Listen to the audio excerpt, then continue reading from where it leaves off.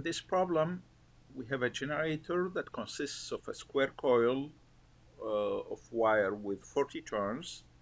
Each side is 0.2 meters long, and it is spinning with an angular velocity of 2.5 radians per second in a uniform magnetic field of 0.15 teslas. We are asked initially to determine the direction of the induced current at the instant shown. At the instant shown, pay attention to what's happening to the magnetic flux. So the coil is moving from this position, where I have maximum flux, to this position, where I have minimum flux. So the flux is decreasing. Since the flux is decreasing, the induced current is going to try to oppose that according to Lenz's law. If it's going to try to oppose that, the current is going to flow such that it's going to produce a magnetic field in this direction. To produce a magnetic field that has a component in that direction, the current has to flow in the loop using the right-hand rule again. So we are going to have the fingers when under, so we are looking at the top side of the loop. So that's the top side. If I call this side 1, this is side 1, this is side 2.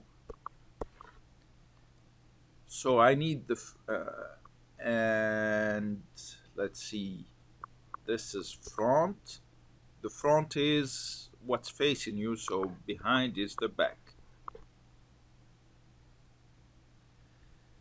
Okay, so what we want is, we want a magnetic field to be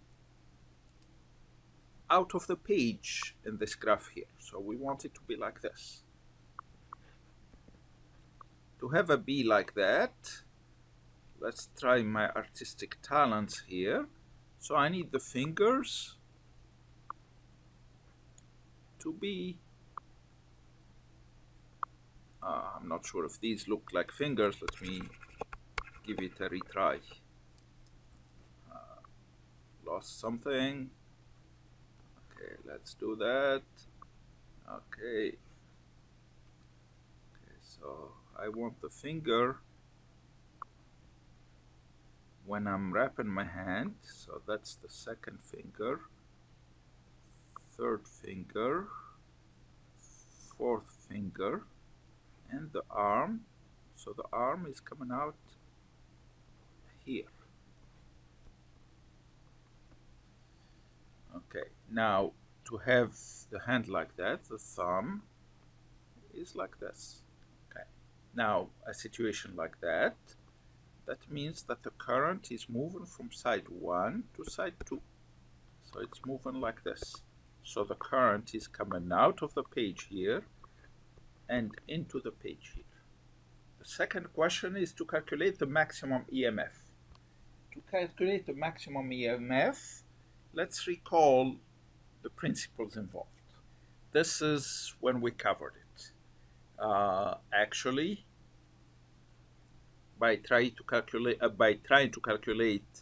the EMF on each of the sides, let's go back to red color.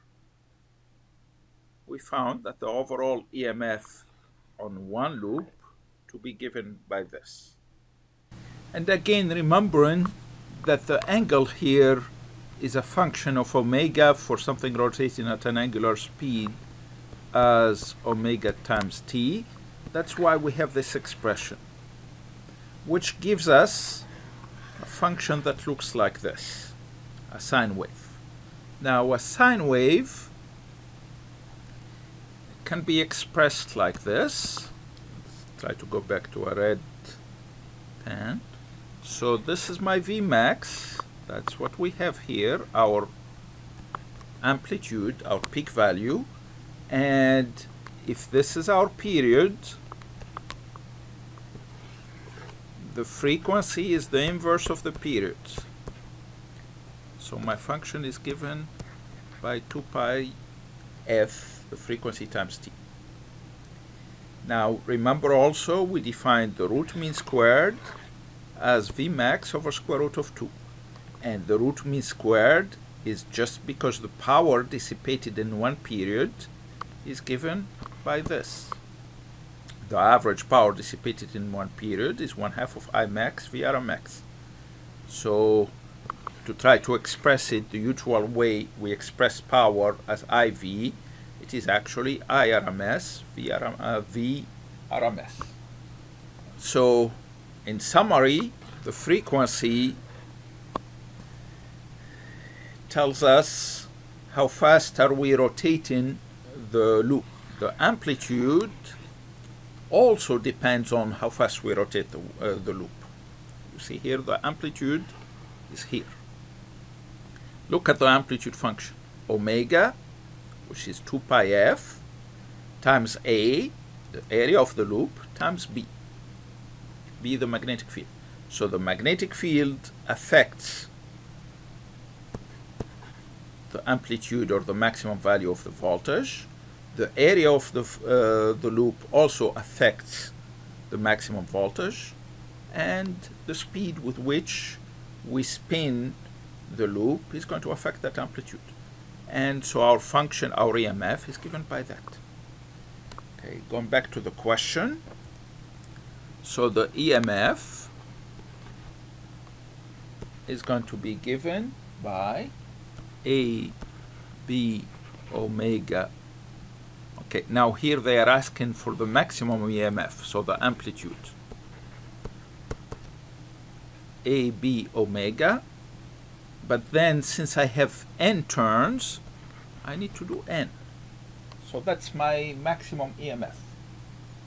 So if I plug in the values, in this particular case, it's 40 turns times A, which is 0.2 meters squared, since it's a square, times B, which is 0.15 Teslas, and then times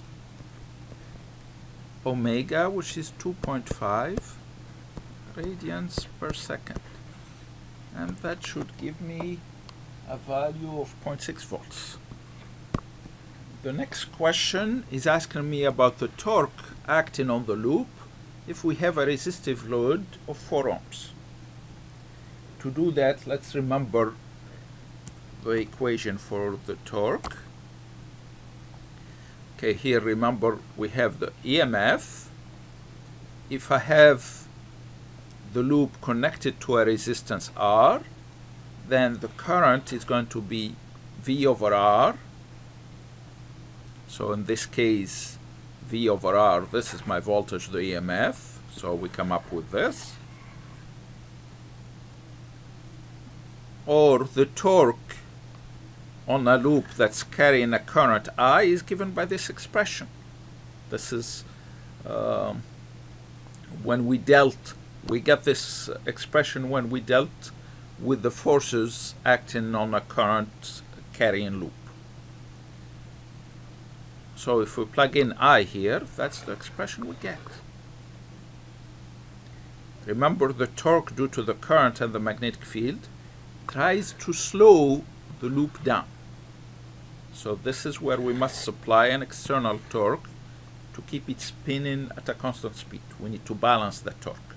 So our expression from what we just saw there